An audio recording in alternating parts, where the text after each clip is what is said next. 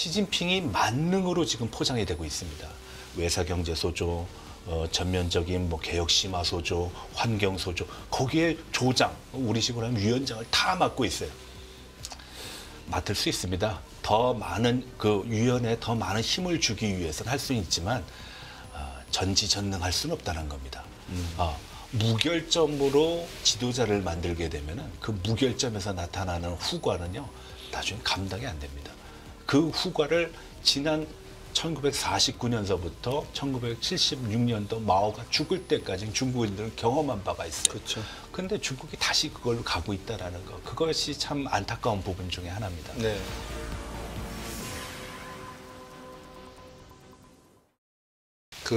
이런 이야기가 있더라고요. 정부는 공산당은 정책을 만들지만 중국 국민들은 대책을 세운다. 네, 맞습니다. 그래서 정부는 정책, 일반 백성들은 대책. 네.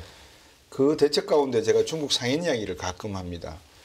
지난해에 그 월스트리트저널에 나오는 기사가 그 미국 델라웨어에서부터 뉴햄프셔까지 고속도로가 놓여 있는데 그 고속도로가 I-95입니다. 출구 133번부터 144번까지 약 100마일 정도, 그러니까 한 146km 정도. 네. 일대에 거대한 마리화나 농장이 생겼습니다. 네. 근데 그 마리화나 농장의 주인이 다 중국 사람들이었습니다. 그러니까 미국 정부가 보면 깜짝 놀란 거죠. 미국에서 일부 지역에서 마리화나를 합법적으로 사용하도록 허가는 해줬는데 중국 사람들이 와서 중국도 조폭까지 들어와 가지고 농장을 만들어서 마리화나를 생산하는 걸 보고 아까 말씀하신 민간이 운영하는 경제 체제에서 모든 것이 가능하지만 국가에서 통제하는 체제에서는 이것이 불가능하니 일단 미국에 와서 생산하는 걸 보고 이게 트로이 목마인가 싶을 정도로 제가 깜짝 놀랐거든요. 근데 저는 그거를 중국의 상인정신이라고 표현했습니다. 중국이 가지고 있는 상인정신, 뭐 휘상, 진상의 입장과 미국 기업인들이 가지고 있는 미국 기업가의 정신, 교수님 보시기에 향후에 이 서로 다른 동양과 서양의 상업 정신과 기업가 정신이 어떤 형태로 협력할 것 같으십니까? 아니면 이게 각각의 정보를 부추겨서 또 다른 하나의 마찰을 일으킬 수 있는 그런 불합리성을 보일 수 있을까요? 여기서 바로 이제 체제가 다르다라는 것이 너무 극명하게 나타난다는 겁니다.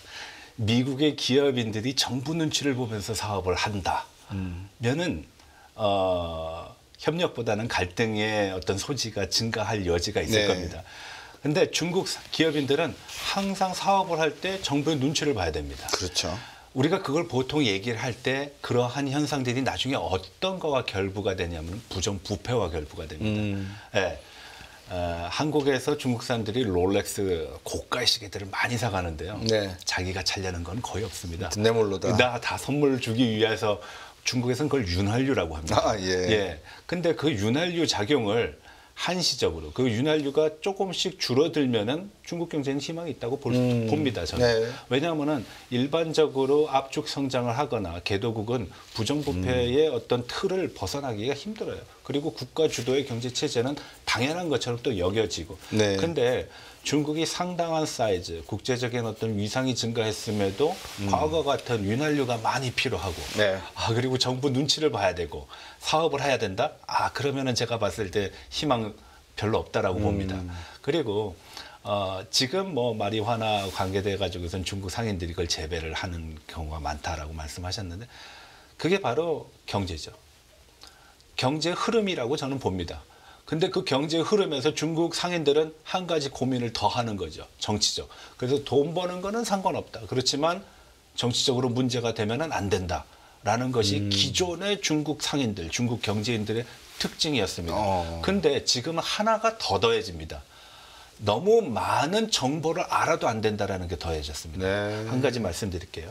알리바바, 텐센트, 단도어도, 뭐 디디 추싱 공통점이 뭘까요? 모든 사람들의 데이터를 갖고 있습니다. 그렇죠. 그 사람들은 애플을 보고 배웠을 겁니다. 애플은 많은 정보를 갖고 있지만 절대 개인 보호라는 거를 보장을 해주거든요. 네. 정보 보호라는 거를.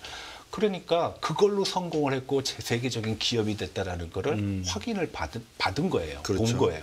근데 마윈 보고 그 정보를 내놓으라고 그랬습니다. 네. 왜냐하면 귀주성에다가 데이터 센터를 어마어마하게 그렇죠. 크게 졌거든요. 그리고 시진핑의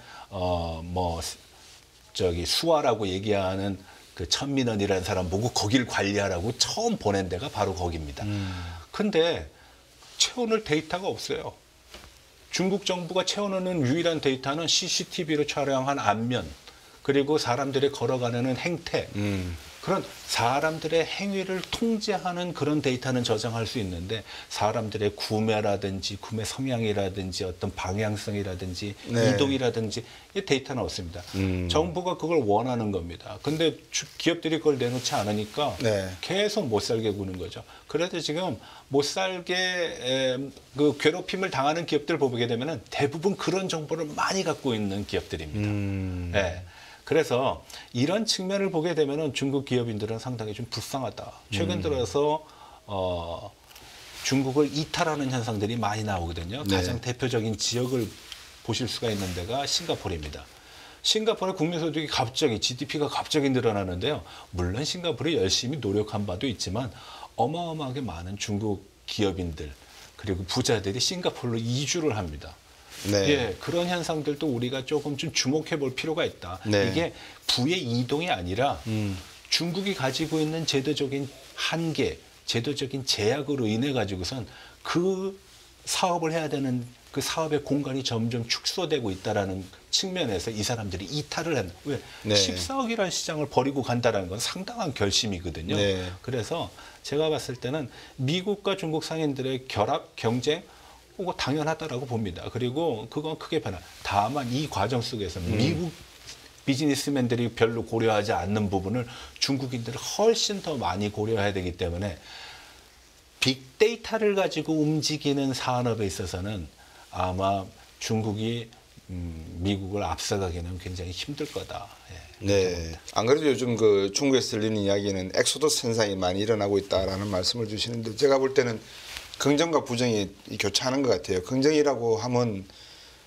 미국 미중 간의 갈등이 심화되니까 동남아에 많은 화상들이 있지 않습니까? 네. 그래서 이런 화상 세력이 있는 곳으로 공장을 빼서 여기서 우회적인 대미 수출을 하려는 전략도 하나가 존재할 것이고 또 하나는 말씀 주신 것처럼 중국 내에서 어떤 사유재산에 대한 완전한 자유라는 게 보장이 안 되니까 갖고 있는 돈을 좀 빨리 해외로 가져가서 어느 정도 안정적인 생활 근거를 마련해 놓자라고 하는 심리도 있을 거라고 보여지거든요. 그래서 요즘 제가 관심이 또 하나 생기는 게 이번 대만 총통 선거와 입법원 선거를 통해서 놓고 봤을 때 대만과 화상 간의 동남아시아에 있어서 화상과의 관계 그리고 중국 본토와 화상과의 관계에서 물론 화상들은 이익이 있는 곳이면 그럼요. 당연히 가겠지만 네.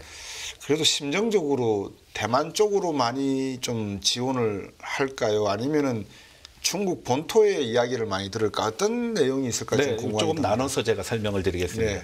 아마 경제적인 측면에서 보게 되면은 이익이 많이 남는 곳으로 흘러가게 될 겁니다. 그렇게 되면 아무래도 중국으로 많이 가겠죠. 네, 이게 이제 경제적인 측면에서는 뭐 당연한 거라고 저는 봅니다. 그렇죠. 다만 선진 첨단이라는 산업을 대만이 갖고 있고 대만이 우위를 보이고 있는 데서는 당연히 네. 대만에다가 투자를 하겠죠. 그래서 대만 정부도 최근 들어서 해외 투자가 늘어나고 있다라고 표시를 하고 있는데 네. 일반적인 투자가 아니라 대부분 반도체와 관련된 그렇군요. 투자들이 많습니다. 그럼 두 번째는 정치적인 측면을 가지고 제가 한번 설명을 드리겠습니다. 아무래도 제 전공이 네. 정치입니다. 네. 좀 고리따불한 얘기일 수도 있겠지만 공자가 예전에 이런 얘기를 한 적이 있습니다. 잘하는 정치가 뭡니까? 라고 질문을 학생이 하니까 근자열 원자래 안에 있는 사람은 기쁘고 먼데 있는 사람은 날 찾아오는 거다라고 설명을 했습니다. 우리가 미국을 보면 그걸 알 수가 있습니다. 미국 사람들이 밖에 나가면요. 자기는 스테이트에서 왔다 그러고 자기는 아메리칸이라고 그러고요. 그리고 전 세계 사람이 미국을 향해서 이민을 갑니다. 뭐 얼마 전에 뉴스 보셨는지 모르겠지만 한 10만 명 가까이 되는 중국인들이 멕시코 국경을 넘어서 미국으로 들어가려고 그러고 배 타고 들어가려고. 중국이 G2 국가인데 그런 게 있으면 안 되는 거잖아요. 그렇죠. 네. 그러니까 미국 사람들은 안에 있는 사람이 기뻐하고 밖에 있는 사람이 미국으로 들어가려고 그럽니다. 근데 지금 중국을 한번 볼까요? 들어가는 안 사람은 되네요. 돈 벌려고 들어가는 거지 살려고 들어가는 것이 아니라는 거거든요. 그렇죠. 그리고 안에 있는 사람들이 기뻐하느냐? 기뻐할 만한 사람들은 밖에 나가서 기뻐하고 있다라는 겁니다. 그런 측면에서 보게 되면은 지금 중국이 가지고 있는 어떤 특징이 우리가 희망적으로 중국에 걸었던 그런 희망과 기대와는 조금 좀 차이가 나는 듯하다라고 말씀드립니다. 네. 왜냐하면은 이게 개혁 개방을 해가지고선 시진핑이 등장하기 전까지만 해더라도 네. 중국 사람들의 자부감 엄청났습니다. 중국 최고야라고 생각을 하는 사람들이 점점 많아졌습니다. 네. 그때 우리가 관심을 가졌던 사람들이 경제 비즈니스 측면에서 조링호, 팔공후, 빠링호, 조링호, 링링호 이런 표현을 썼습니다. 80년대 이후 태어난 애들, 90년대 이후 태어난 애들, 2000년대 밀리는 우리가 이제 MZ라고 네. 젠지라고 얘기하는 그 세대들, 그 얘기가 왜 나왔을까요? 그 사람들은 태어나면서부터 중국이 2등이야, 1등으로 가고 있어. 90년대 애들은 그렇죠. 우리 1등이야. 자부감이 대단합니다. 근데 지금은 그렇지 않다는 겁니다. 전 세계는 다 축구 경기장에서 축구를 보고 있는데 우리는 밖에서 용접을 해가지고선 철문에 갇혀서 밖에 나가지도 못하고 그런 현상들이 중국에서 일어나는 걸 얼마 전 월드컵에서 중국 사람들이 봤어요. 그래서 네. 중국에서 월드컵 생방송을 할 때는요, 관중석 있는 데를 그 모자이크라든지 뿌옇게 종이 인형, 예. 예, 처리를 했습니다. 그건 예, 뭘까요? 예. 중국인들이 보고 놀라는 거예요. 다 우리 같을 줄 알았는데 우리 같지 않다는 겁니다. 이게 바로 중국입니다. 그래서 이게 잘된 길을 선택했음에도 불구하고 잘못된 길로 가고 있다. 그러면은 세 번째로는 중국의 정책의 과정에서 나타난 현상들을 가지고 제가 한번 설명해 보겠습니다. 중국에는 이제 당대회가 5년마다 열리고요. 그렇죠. 5년마다 한 7번 정도의 당대 소규모 회의를 합니다. 그래서 네. 첫 번째 회의를 1중 전회, 예. 두 번째를 2중 전회라고 보통 얘기하고 네. 세 번째 회의를 3중 전회라고 그렇죠. 얘기합니다. 1중 전회는 사람들을 뽑아서 인선을 담당을 하고 2중 전회는 자, 이제 틀을 한번 만들어 볼까? 그리고 계획을 세우고 3중 전회가 되면 이제 모토가 생기면서 방향성을 정하면서 3중 전회가 굉장히 중요합니다. 지금까지의 3중 전회를 보게 되면은 개혁 개방을 하겠다라는 거, 그리고 민간 기업인들이 공산당원이 될 수 있다라는 거, 그리고 사유재산을 어느 정도 확보할 수 있다라는 각가지의 혁신적인 그런 결정들이 3중 전회를 통해서 나왔습니다. 헌법 수정에 대한 것도 네. 나왔었고. 근데 올해는 3중 전회를 작년이죠. 작년에는 3중 전회를 못했습니다. 왜 못했을까요? 경제적으로 너무나 형편없는 그렇죠. 상황이 벌어졌고 네. 정치적으로는 너무나 많은 반부패를 얘기했지만 부패 현상이 많았죠. 너무나 네. 많이 일어났고 심지어는 정책이 너무 경직됐고 세계에서 중국은 환영받기보다는 경계하거나 주목해야 되는 대상으로 되다 보니까 수축이 되는 거죠. 모든 것이. 이제 슈링크라고 보통 얘기하지 않습니까? 이렇게 움켜져가지고 우그러뜨리는 거. 네. 그런 현상들이 중국에서 나타났습니다. 그리고 난 다음에 일반 대중이라든지 공무원들이 느끼는 현상 중에 하나가 바로 칠링 효과. 두려워가지고선 앞서 나가지 않는 거예요. 그렇죠. 하다 보면은 두들겨 맞을 수 있는데. 그러니까 이제 뭐 안분지족한다라고 얘기할 수 있죠. 그래서 나타난 현상이 탕핑, 아무것도 안 하고 들어눕는다. 중국 싫어. 그래서 룬이라 그래가지고선 해외로 나가는 부자들이 나가는 현상이 나타났어요. 네이젠, 피곤해. 스트레스 쌓여. 나 혼자 살래. 하고 그냥 고립된 생활을 하는 사람들이나 그게 사회 현상으로 나타났다. 야, 우리가 한 국가의 어떤 방향성을 얘기할 때 정책의 문제로 인해 가지고선 사회 현상으로 됐을 때는 이건 굉장히 심각한 겁니다. 사회의 어떤 발전을 추동하거나 유행을 만들거나 어떤 경향성을 띠게 되면은 그거는 동력이 되지만 이걸 축소를 했을 때는 굉장히 힘들다. 중국에서 네. 지금 그런 점이 나타나고 있다는 점에서 굉장히 좀 심각하다. 우리가 일반적으로 지금까지의 관성을 통해서 중국이 30년간 9.8%의 경제 성장을 했고 개혁 개방을 계속하겠다 그러니까 앞으로도 좋아지겠지라고 얘기하는데 이제는 그 관성을 조금 더 현실적인 측면에서 이성적으로 판단할 필요가 있다.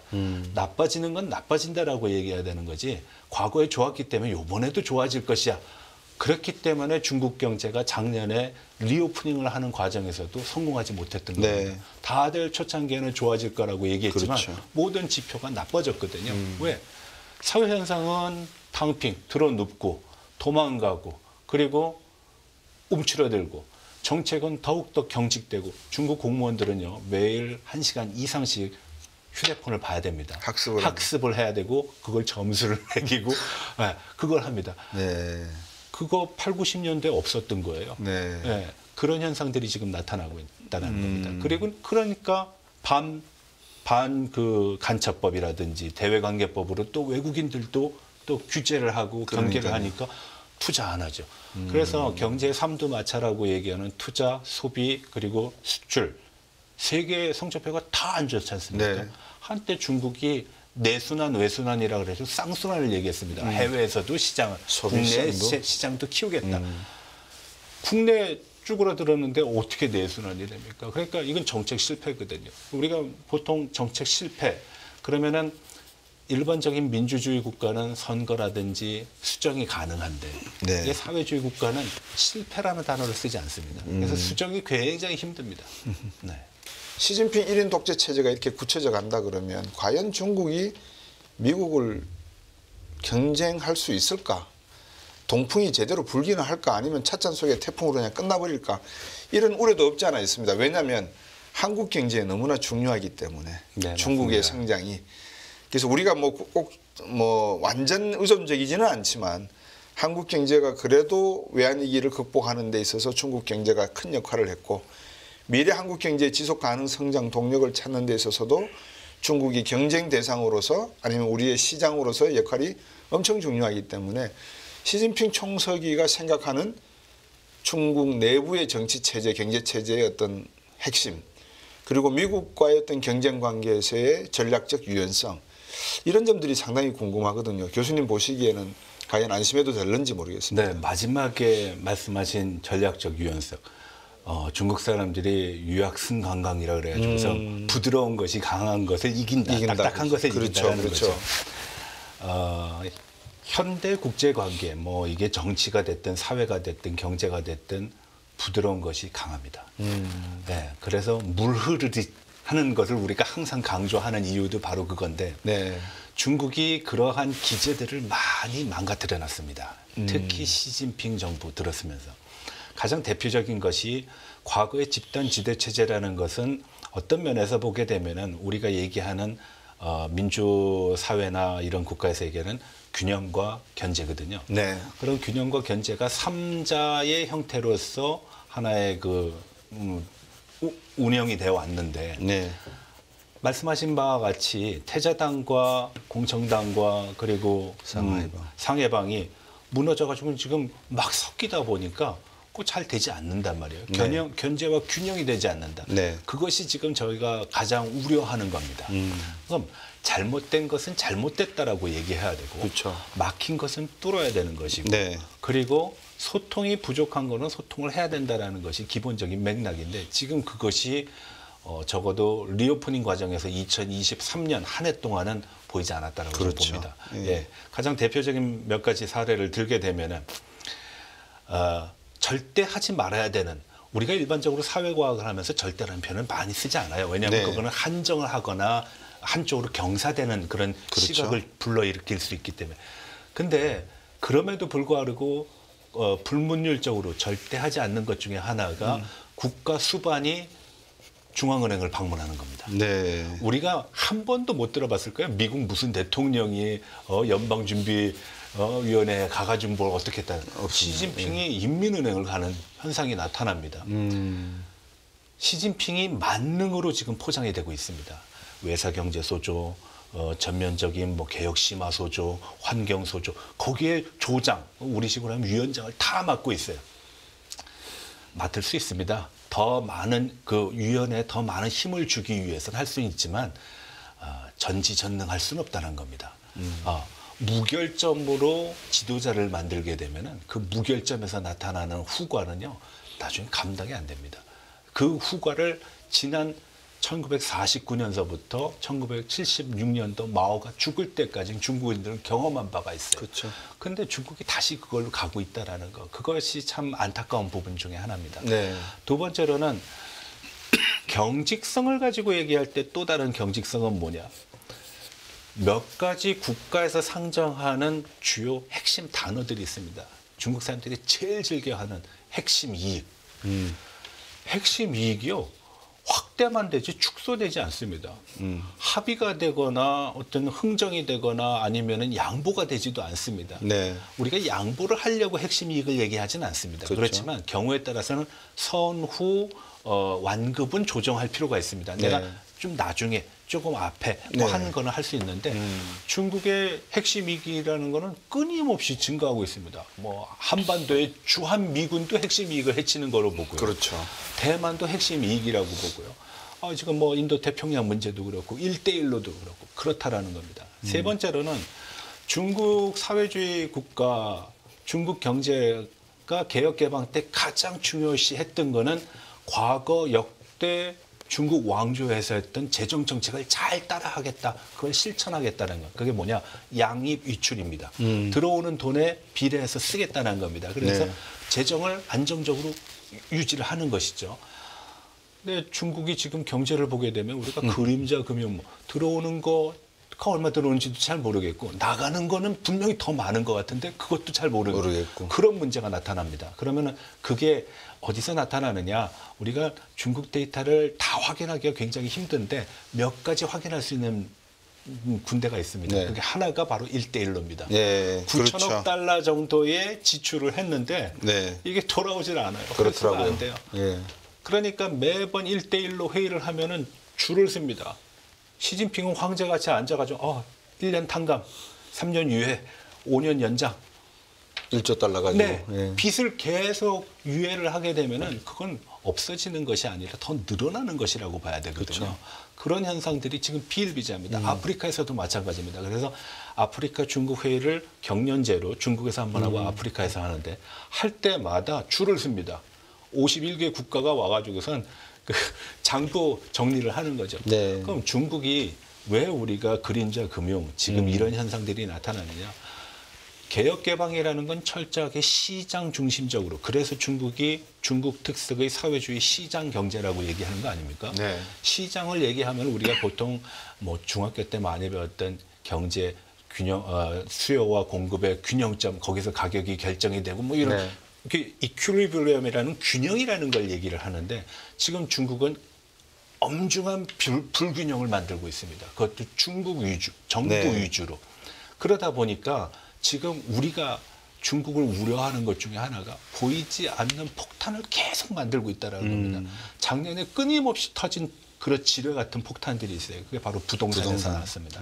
부동산은 예전에 중국 정부의 강심제 같은 강심원 같은 역할을 했거든요. 그렇죠. 좀 힘없어? 그럼 부동산 띄워가지고 네. 경제를 했는데 그게 이제 약발이 먹히지 않습니다. 부동산이 이제 금융으로 옮겨가고 있고 금융에서 또 산업 전반 뭐 철강이라든지 이런 데로 옮겨가고 있습니다. 그래서 제가 봤을 때 전반적인 지금 중국 경제의 문제는 리스크를 중국이 만들고 있다. 그래서 우리가 디리스킹이라고 얘기할 때 미국이 얘기하는 디리스킹은 저는 이렇게 해석을 합니다. 내가 위고 네가 밑이야. 그걸 인정을 해. 그런 상황에서의 경제적인 내가 뭐 손해를 보더라도 미국은 손해를 볼 수밖에 없는 구조를 가지고 있으니까 그거는 내가 수용을 하겠어. 근데 나를 넘어서려고 하지 마. 그리고 그 과정에서 비합법적인 뭐 지적 재산권이라든지 그런 거 사용하지 마. 그러면은 디리스킹이 된다라고 보는 건데 네. 중국의 디리스킹이라는 거는 정부가 만들어 놓은 리스킹을 누가 와서 해결할 거냐라는 겁니다. 해결할 거냐는 겁니다. 그래서 리커창이 죽기 전에 그 사람이 떠나면서 하늘에 보고 있다. 네. 왜냐하면 여러 가지 잘못된 거 우리가 하는 거 하늘에 보고 있다라고 얘기합니다. 그리고 리커창 지수 물론 그 사람이 얘기한 건 아니지만 화물의 물동량, 전기의 생산량, 그리고 은행의 신용 대출 같은 거를 가지고 중국 경제, 그러니까 중국이 스스로를 속이려고 하다 보면은 결국은 스스로 무너지게 된다. 이거는 과거에 중국의 성인들이 얘기했으면 그걸 자모라고 얘기하거든요. 네. 스스로를 부정하고 하게 되면은 남이 나를 업신여기고 결국은 국가도 무너지게 돼 있다. 근데 지금 중국의 모습이 너무 많은 것을 숨기고 있다. 너무 많은 것을 안으로만 해결하고 있는데 그 모습이 과연 합당할까? 네. 이런 문제가 중국에 대한 기대감을 축소하는 그런 측면에서 보면 우리에 대한 어떤 뭐 미래에 대한 어떤 희망보다는 상당히 좀 조심스러운 전망을 할 수밖에 없습니다. 그래서 중국이 물론 잘 되길 원하지만 네. 문제는 외부적인 요인에 의해 가지고선 중국의 리스크가 증가하기보다는 내부적인 문제로 리스크가 증가하는 문제가 있기 때문에 우리로서도 상당히 좀 속수무책인 그런 상황에 있다고 저는 봅니다. 그래서 지금 이 시점에서 우리가 중국과 함께 잘 살아가고 그리고 한국의 미래를 생각한다 그러면은 네. 좀 정확하게 볼 필요가 있다.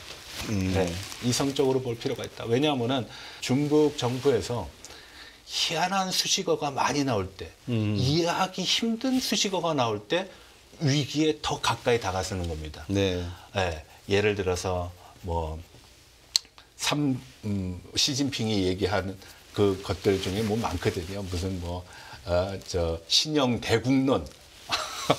신형 대국이 어떤 대국일까? 사이즈가 큰 걸까? 뭐 이런 거. 네. 뭐 그런 희한한 수식어들이 많이 나올 때 좀 조심해야 된다. 쌍순환, 뭐 이런 것들, 뭐 이런 단어들이 나올 때는 문제를 모면하려는 성향이 강하기 때문에 굉장히 추상적인 단어가 많이 만들어집니다. 그래서 네.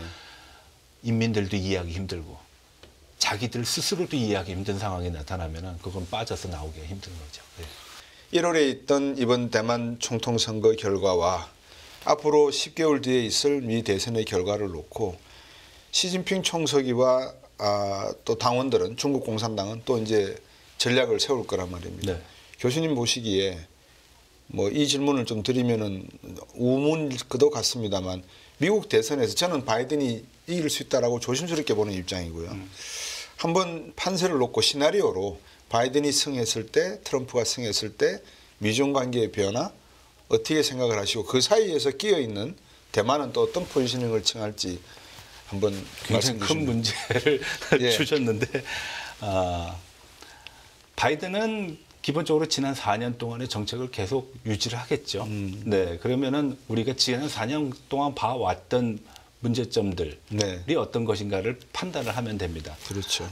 생각보다는 바이든이 문제를 야기해가지고선 미국에 불리했다라기보다는 오히려 중국 스스로가 문제를 만들어가는 과정이 더 많았다라고 네. 저는 봅니다. 그래서 바이든의 요소는 바이든이 재선에 성공을 한다고 해서 커다란 변화는 있을 것 같지 않다.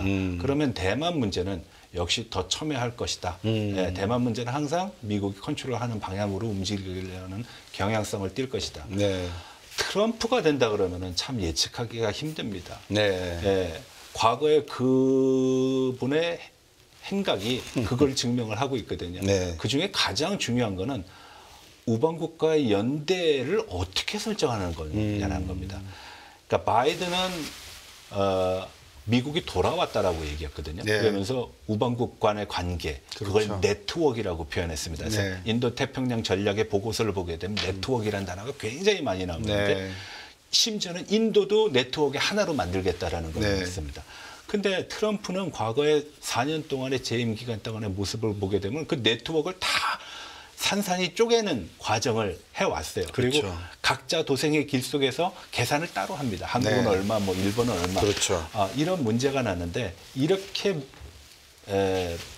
단절되고 분절되는 형태를 하게 되면은 미국의 단기적인 어떤 숫자는 굉장히 좋게 나타날 수 있을 거라고 저는 봅니다. 네. 다만 동맹 국가들의 미국에 대한 신용도는 신뢰도는 그만큼 떨어지겠죠. 우리도 한때 미국이 과연 우리를 도울 수 있는가? 그렇죠.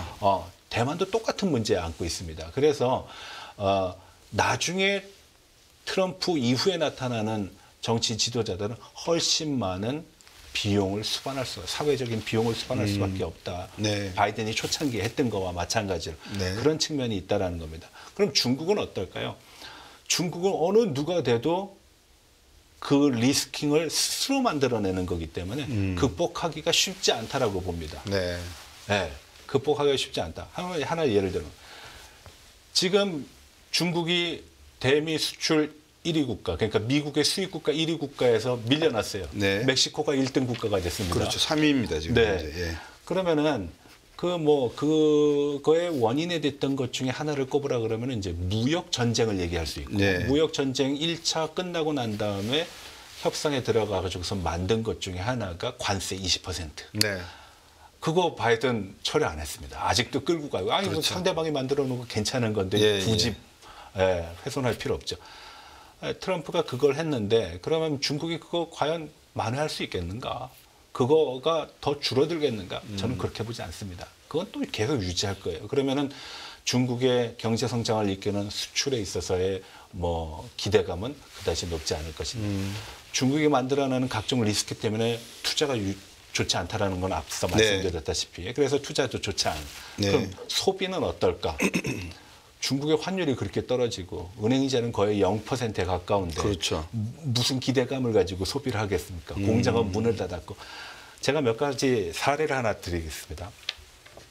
중국이 지금 얼마만큼 실업률이 심각하냐. 우리가 보통 청년 실업률 가지고 얘기하거든요. 그러면 네. 한 24%, 실질적으로 한 40% 됐다. 북경대학교 교수가 그렇게 추정을 했다. 그래서 한 1,000만 명 정도가 실업자. 그거 중요합니다. 왜냐하면은 대학을 졸업할 때까지의 투자 비용이 있기 때문에 네. 그것도 고지식에 가진 인력이기 때문에 굉장히 중요한 부분이면 일반 사회를 한번 보자라는 거죠. 왜 많은 상식을 우리가 관성에 의해서 포기하고 있는가에 대해서 설명을 드리겠습니다. 3년 동안에 락다운을 했습니다.